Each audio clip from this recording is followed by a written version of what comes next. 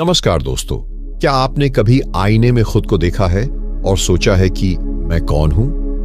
नहीं, मेरा मतलब सिर्फ एक नाम, एक शरीर या एक पहचान पत्र से नहीं है। मैं उस गहरे सवाल की बात कर रहा हूं जो आपके अस्तित्व की सबसे बड़ी पहेली है। यह सवाल सदियों से हर महापुरुष, हर संत और हर ज्ञानी को परेशान करता आया है। बुद्ध ने इसे जानने के लिए सारा राजपाट छोड़ दिया। महावीर ने इसके उत्तर में मौन साध लिया। कृष्ण ने अर्जुन को गीता में यही प्रश्न सुलझाने की कोशिश की। और आज यह सवाल आपके सामने खड़ा है, आप कौन हैं? अगर आप सोच रहे हैं कि इसका जवाब आपको तुरंत मिल जाएगा, तो आप बहुत बड़ी गलती कर रहे हैं। यह दुनिया की सबसे जटिल पहेली है और इसे हल करने के लिए आपको उस यात्रा पर निकलना होगा जिस पर बहुत कम लोग चल पाए हैं। लेकिन एक बात तय है, जिसने इस सवाल का उत्तर खोज लिया वह अमर हो गया। दोस्तों, अगर आप सोचते हैं कि यह सिर्फ एक साधारण वीडियो है तो आप गलत हैं। यह एक ऐसा रहस्य है जिसे जानने के बाद आपकी पूरी जिंदगी बदल जाएगी। यह कोई साधारण ज्ञान नहीं, बल्कि एक छुपा हुआ सत्य है जिसे सिर्फ वही लोग समझ सकते हैं जो इस यात्रा को पूरी तरह अपनाने के लिए तैयार हैं। यह कोई किताब से पढ़ा हुआ ज्ञान नहीं, यह वह सत्य है जो ऋषियों, योगियों और महान संतों ने अनुभव किया है। लेकिन क्या आप इसे समझने के लिए तैयार हैं?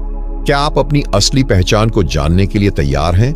अगर हां, तो इस सफर में मेरे साथ बने रहिए, क्योंकि यह एक साधारण सफर नहीं, बल्कि एक चेतना की क्रांति है। लेकिन यह यात्रा आसान नहीं है, क्योंकि जब आप अपने असली अस्तित्व को जानने लगते हैं, तो पूरा ब्रह्मांड आपके सामने एक नए रूप में प्रकट होने लगता है। जीवन में सवाल क्यों उठते हैं? क्यों कुछ सवाल साधारण होते हैं और कुछ इतने गहरे कि वे पूरी जिंदगी को हिला सकते हैं?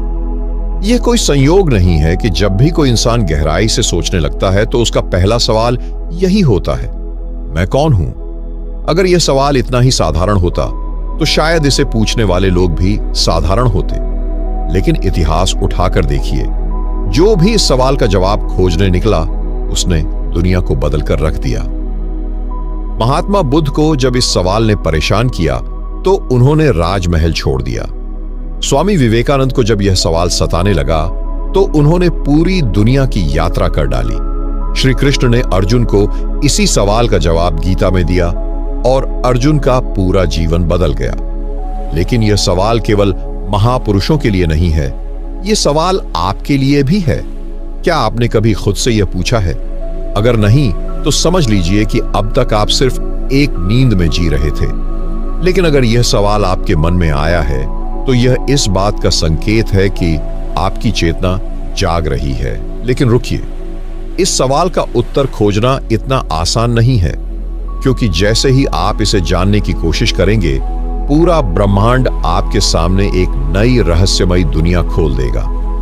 कई ऋषियों ने ध्यान में जाकर इस सवाल का उत्तर खोजना चाहा, लेकिन जैसे जैसे वे गहरे गए, उन्हें यह एहसास हुआ कि यह दुनिया वैसी नहीं है जैसी हमें दिखाई देती है। अगर आप सोचते हैं कि आप केवल एक शरीर हैं, तो सोचिए, जब आप सोते हैं तब आप कहां चले जाते हैं?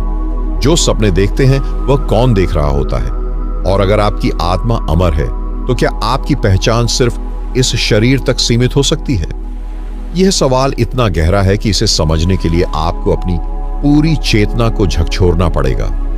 स्वयं की खोज करने से जीवन में क्या बदलाव आते हैं? जब हम अपने आप को जानने लगते हैं, तो हमारे जीवन में एक नई स्पष्टता आती है। हमें यह समझ में आने लगता है कि हम क्या चाहते हैं और क्या नहीं। लेकिन यह बदलाव केवल बाहरी नहीं होता, यह भीतर से आता है। क्या आपने कभी अनुभव किया है कि कभी-कभी हम कोई काम सिर्फ इसलिए कर रहे होते हैं क्योंकि समाज हमसे यही उम्मीद करता है? लेकिन क्या यह वही है जो हमारी आत्मा वास्तव में चाहती है? स्वयं की खोज हमें उन बेड़ियों से मुक्त करती है जो हमारे ऊपर बिना हमारी मर्जी के डाल दी गई हैं। यह हमें स्वतंत्र बनाती है, बाहर से नहीं बल्कि अंदर से। लेकिन यहाँ एक रहस्य छिपा है। जो लोग स्वयं की खोज में लगते हैं, वे अचानक दुनिया से अलग महसूस करने लगते हैं। उन्हें ऐसा लगने लगता है कि यह दुनिया केवल एक परछाई है, असली दुनिया कहीं और है। आर्षि मुनियों ने हजारों वर्षों तक ध्यान और योग का अभ्यास किया ताकि इस गूढ़ सत्य को समझा जा सके। लेकिन क्या यह सिर्फ उनके लिए था? नहीं, हर इंसान में यह शक्ति है कि वह अपने असली स्वरूप को जान सके। लेकिन जब हम इस यात्रा पर आगे बढ़ते हैं तो हमें अपने बारे में कई चौंकाने वाली बातें पता चलती। हमें यह एहसास होता है कि हमारी असली पहचान वह नहीं है जो हमें अब तक बताया गया था। यह पहचान हमारे भीतर छिपी हुई है, लेकिन इसे देखने के लिए हमें अपनी चेतना को जागृत करना होगा। लेकिन सवाल उठता है, कैसे? हमारी पहचान क्या सिर्फ हमारा नाम, हमारा धर्म, हमारा समाज या हमारा परिवार है, या फिर यह सब सिर्फ एक भ्रम है? अगर आप सोचते हैं कि आपकी पहचान वही है जो आपको जन्म से मिली है, तो एक पल के लिए इस पर फिर से विचार कीजिए। क्या आपने कभी गौर किया है कि जब कोई बच्चा जन्म लेता है तो वह किसी भी भाषा, धर्म या परंपरा से नहीं जुड़ा होता? उसे यह सब बाद में सिखाया जाता है। उसे बताया जाता है कि वह कौन है, उसका नाम क्या है, वह किस जाति या धर्म से ताल्लुक रखता है। लेकिन अगर यही बच्चा किसी और देश में, किसी और माहौल में जन्म लेता, तो क्या उसकी पहचान वही होती? नहीं, यही हमारे जीवन का सबसे बड़ा भ्रम है। हमने अपनी पहचान को बाहरी चीजों से जोड़ लिया है, जबकि हमारी असली पहचान कुछ और ही है। जो लोग इस सच को पहचान लेते हैं, वे पूरी दुनिया को एक नए नजरिए से देखने लगते हैं। क्या आपने कभी उन संतों और महापुरुषों के बारे में सुना है जिन्होंने अपनी बाहरी पहचान को पूरी तरह से त्याग दिया था? बुद्ध ने अपने राजसी जीवन को छोड़ दिया। महावीर ने अपने सारे वस्त्र तक त्याग दिए। रामकृष्ण परमहंस ने खुद को किसी भी धर्म या पहचान से ऊपर उठा लिया। इन सभी ने यह समझ लिया था कि हमारी असली पहचान किसी नाम या शरीर तक सीमित नहीं है। लेकिन क्या इसका मतलब यह है कि हमें भी सब कुछ छोड़कर जंगल में चला जाना चाहिए? नहीं, क्योंकि यह यात्रा भीतर से होती है, बाहर से नहीं। अगर हम ध्यान से देखें तो यह समझ में आता है कि हमारी असली पहचान किसी भी बाहरी चीज से नहीं, बल्कि हमारे आंतरिक अनुभवों से बनती है। इसका सबसे बड़ा प्रमाण यह है कि जब हम गहरी ध्यान अवस्था में चले जाते हैं तो हमें अपने शरीर, नाम और यादों से परे कुछ महसूस होता है। यही हमारी सच्ची चेतना है।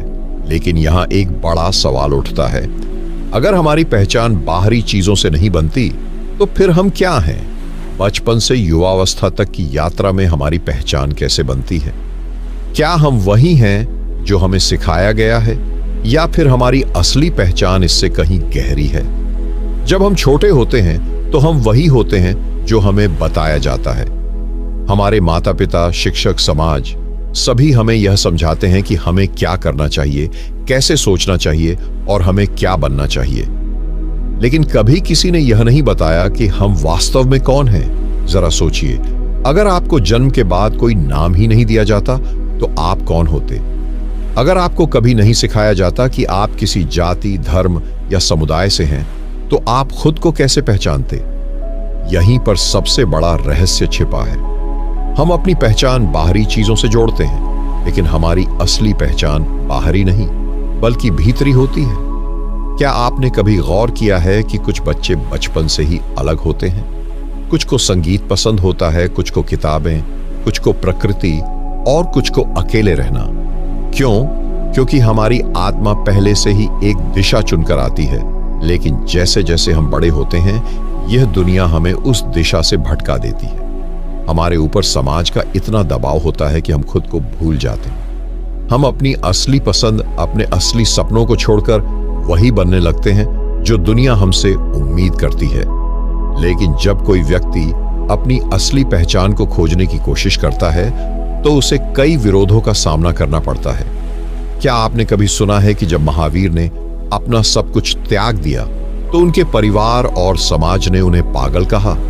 जब स्वामी विवेकानंद ने संन्यास लिया तो उनके सगे संबंधी उनसे नाराज हो गए, क्योंकि दुनिया हमेशा उन लोगों से डरती है जो खुद को पहचान लेते हैं।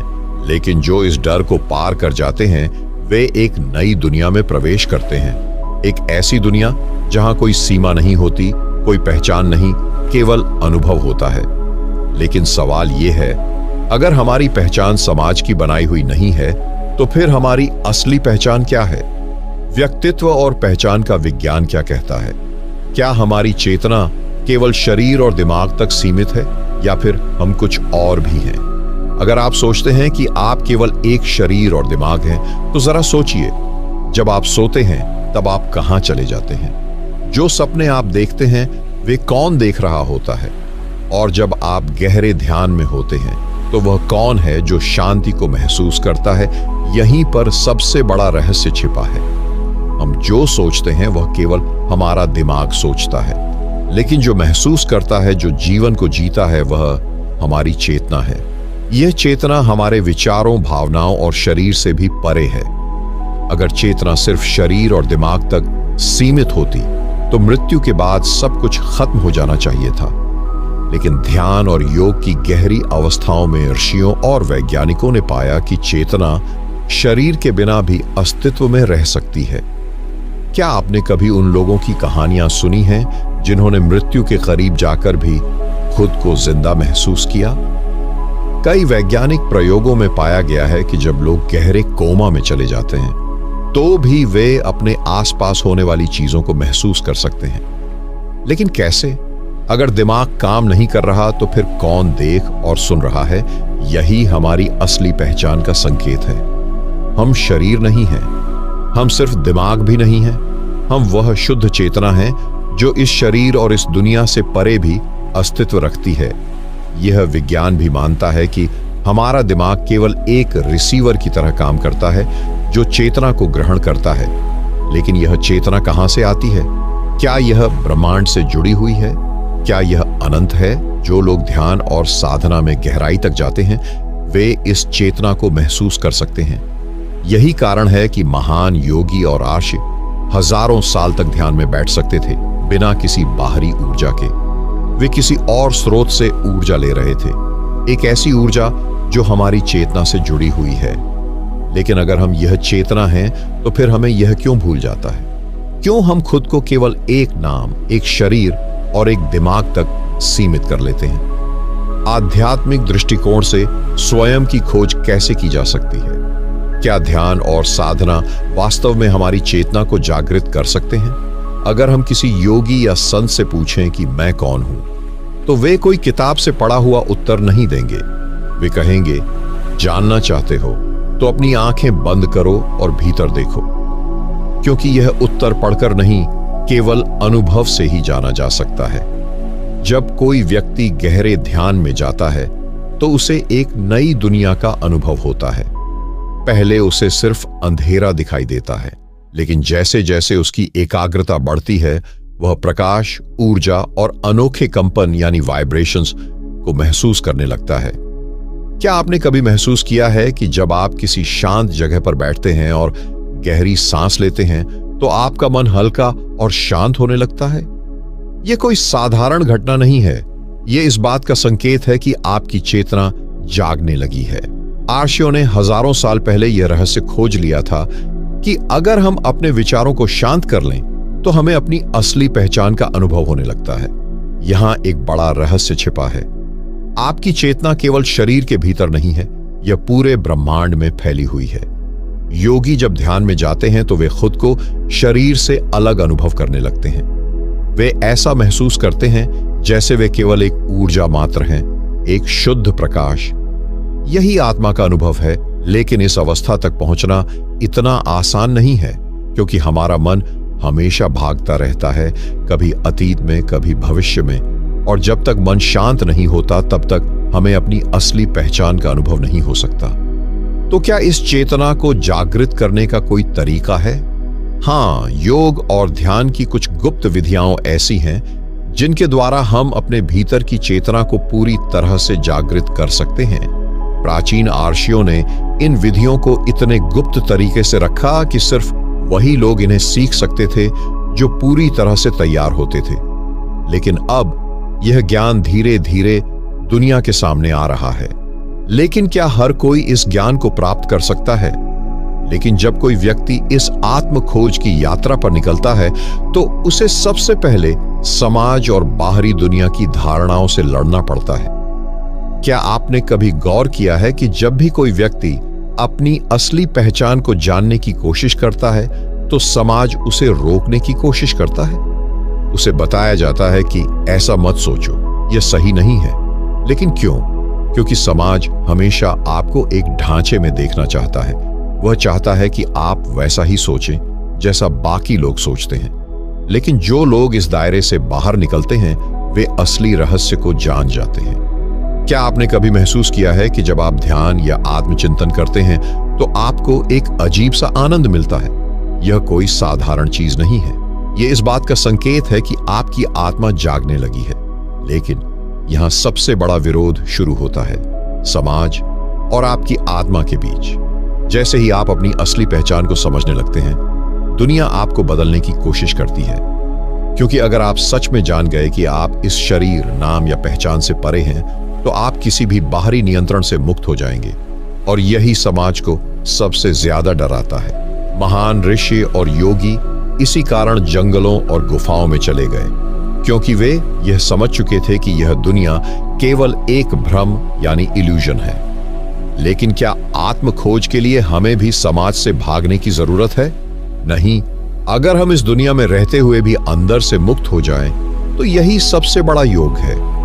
लेकिन यह इतना आसान नहीं है, क्योंकि यह दुनिया हमें बार बार हमारी झूठी पहचान की याद दिलाती है। तो क्या इस दुनिया में रहते हुए भी हम अपने असली स्वरूप को पहचान सकते हैं?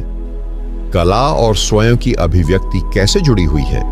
क्या संगीत, लेखन और रचनात्मकता हमें हमारी असली पहचान से जोड़ सकते हैं? जब हम कोई मधुर संगीत सुनते हैं तो क्यों हमें लगता है कि यह हमें कहीं और ले जा रहा है?